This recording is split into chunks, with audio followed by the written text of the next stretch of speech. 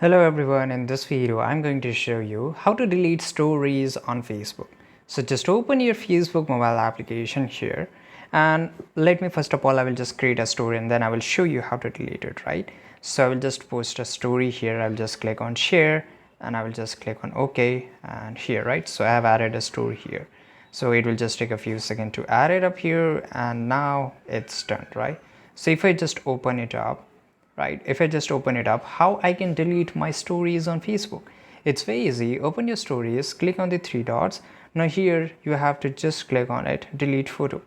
So right now I'll just delete photo, and it will take a few seconds and it's get deleted. So this is how you can delete your stories on Facebook.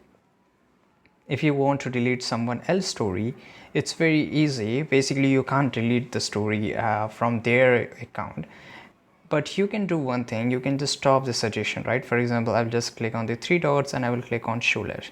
So they will not show any of the video from this account, but still this video is here. How I can just remove it? So I will do one thing.